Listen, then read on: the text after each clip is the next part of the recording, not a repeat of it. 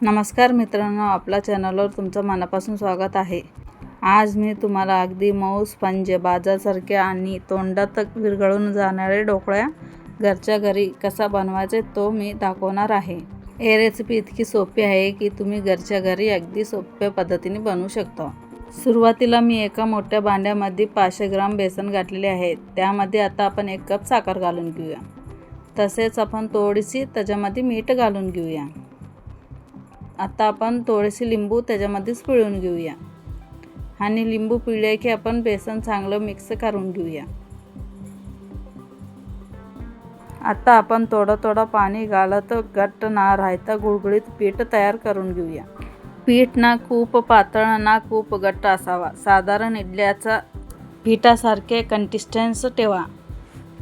आता हे मिश्रण तयार झाले की आपण 5 ते 10 मिनिट झाकून ठेवून घेऊया। तोपर्यंत आपण वाफ्यासाठी तयार करून घेऊया। मी इथे एक स्टीलचं कुकर घेतलेले आहे आणि त्याच्यात स्टीलचे डबे आहेत। आता मी स्टीलच्या कुकरमध्ये थोडेसे पाणी घातलेले आहे। तसंच त्या पाण्यामध्ये आपण गोलचं रिंग ठेवून घेऊया, कारण की रिंग ठेवल्यावर आपण मिश्रण घातलेल्या डब्यात त्या रिंगावर ठेवायला येतो, त्यामुळे मी इथं कुकरमध्ये रिंग ठेवलेले आहे। हे बघा, अजून थोडं पाणी कमी आहे म्हणून मी पाणी बी घातलेले आहे। चला आता आपण गॅसवर चढवून घेऊया। तुम्हाला कुकरमध्ये करायचं असेल तर तुम्ही अशा पद्धतीने करा, नाहीतर बोगाणीमध्ये करायचं असेल तर तुम्ही बोगाणीमध्ये पाणी घालून असं रिंग ठेवून आणि ताटामध्ये मिश्रण घालून ढोकळा बनवू शकता। आता पिठात 1 पाकिट इनो घालून घेऊया। इनो घातल्यानंतर त्यात 1 चम्मच पाणी टाकून घेऊया आणि लगेच हलका हाताने एका दिशेने मिक्स करा। तुम्ही पाहू शकता की मिश्रण फुलायला लागलेलं आहे। हे बघा, पाणी घातले की लगेच त्याच्यातून प्रेस येतो, त्यामुळे आपण लगेच पाणी घातल्यानंतर हलक्या हाताने चांगलं एका दिशेने फिरवून घेऊया। हे बघा, आणि तो प्रेस जाऊसरक आपण चांगलं मिक्स करून घेऊया। हे बघा, आणि ढोकळ्याचं पीठ एकदम पातळ बी नाही आणि एकदम घट्ट बी नाही, एकदम मीडियममध्ये मी इथं पीठ मिक्स केलेले आहे। चला आता आपण तो साईडला ठेवून, हे बघा, आता आपण डब्याला गोल तेल लावून घेऊया। तेल लावले की आपल्याला ढोकळा झाल्यानंतर पटकन त्याच्यातून निघतो, त्यामुळे मी ते डब्याला तेल लावून घेतलेले आहे। हे बघा, तसेच आता आपण दुसऱ्या डब्याला बी तेल लावून घेऊया। डब्याला तेल लावून घेतल्यानंतर आपण मिश्रण तयार केलेलं डब्यामध्ये घालून घेऊया।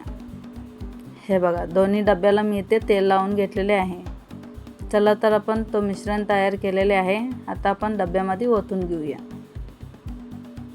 हे बघा, इथे मी अर्धा मिश्रण एका डब्यामध्ये घातलेले आहे, दुसरा अर्धा मिश्रण दुसऱ्या डब्यामध्ये घालून घेऊया। हे बघा, आता आपण तो तयार केलेले मिश्रण आपण उकळता पाणीमध्ये हळू ठेवून घेऊया। हे बघा, मिश्रण ठेवलं की आपण लगेच कुकरचं ढक्कन झाकून घेऊया। आता ढक्कन झाकल्यानंतर 15 ते 20 मिनिट आपण ढोकळ्याला वाफ देऊन घेऊया। हे बघा, 15 ते 20 मिनिट झालेले आहे आणि आपला ढोकळा परफेक्ट तयार झालेले आहे। हे बघा, आता ढोकळा थंड व्हायला ठेवून घेऊया, तोपर्यंत आपण चविष्ट फोडणी तयार करून घेऊया। एक छोट्या पातेल्यामध्ये मी 2 चम्मच तेल घातलेले आहे आणि तेल गरम झाले की आपण त्याच्यामध्ये 2 चम्मच मोहरे घालून घेऊया।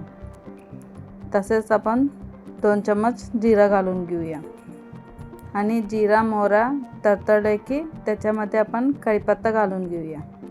हे बघा, आता आपण त्याच्यात थोडीशी कढीपत्ता घालून घेऊया आणि कढीपत्ता एकदम छान कडक झाले की आपण लगेच त्याच्यामध्ये उभी कट केलेली हिरव्या मिरची घालून घेऊया आणि मिरच्या थोडीशी कडक झाल्यानंतर आपण त्याच्यात पाणी घालून घेऊया। हे बघा, मिरच्या एकदम लाल ब्राऊन झालेले आहेत। चला तर मग त्याच्यात थोडीशी पाणी घालून घेऊया आणि पाणी घातले की त्याच्यामध्ये 2 कप साखर घालून घेऊया। हे बघा, फोडणीच्या पाण्यामध्ये 2 कप साखर घातलेले आहे। हे बघा, आता एक उकळी आले की तो गॅस बंद करून घेऊया। चला तर आपण ढोकळा थंड झाले का नाही बघूया। हे बघा, ढोकळा थंड झालेले आहे। आता आपण चाकूने गोल असं राऊंड फिरवून घेऊया, कारण की ढोकळा एकदम मोकळा होतील। अजून प्लेटमध्ये घातले की पटकन ढोकळा खाली पडतील। हे बघा, एकदम छान ढोकळा तयार झालेले आहे आणि स्पंजसारखं एकदम मऊसूत झालेले आहे. चला तर आपण ढोकळा फिरून घेऊया. हे बघा, एकदम मऊसूत ढोकळा तयार झालेले आहे आणि एकदम स्पंजसारखा तयार झालेले आहे.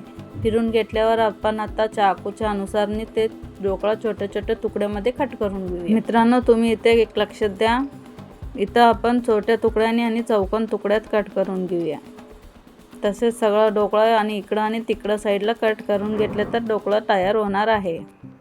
हे बघा, एकदम परफेक्ट ढोकळा तयार झालेले आहे. जर तुम्ही नाश्त्यासाठी किंवा संध्याकाळीच्या चहासोबत किंवा पाहुण्यांसाठी काही झटपट आणि चविष्ट बनवण्याचा विचार करत असेल तर हे रेसिपी नक्कीच करून बघा.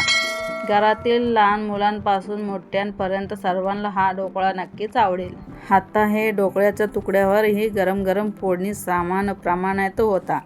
फोडणीचं पाणी ढोकळ्यात मुरमुरले तो अधिक मऊ आणि सरळ लागतो.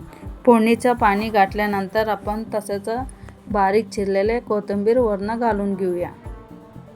हे बघा, आता फोडणीचं पाणी घातलेले आहे. आता बारीक चिरलेलं कोथिंबीर वरनं घालून घेऊया. बघा मित्रांनो, किती सुंदर मऊ आणि स्पंज ढोकळा तयार झालेले आहे. प्रत्येक तुकडा इतका हलकी आणि स्वादिष्ट दिसतो की लगेच खायलाच वाटतो. मित्रांनो, तुम्हाला हा रेसिपी आवडली असेल तर व्हिडिओला लाईक करा. तुमच्या मित्र आणि कुटुंबासोबत शेअर करा. अशीच सोप्या, चविष्ट आणि व्हायरल रेसिपीसाठी चॅनलला सबस्क्राईब करायला विसरू नका. पुन्हा भेटूया एक नवीन आणि स्वादिष्ट रेसिपीसोबत. धन्यवाद.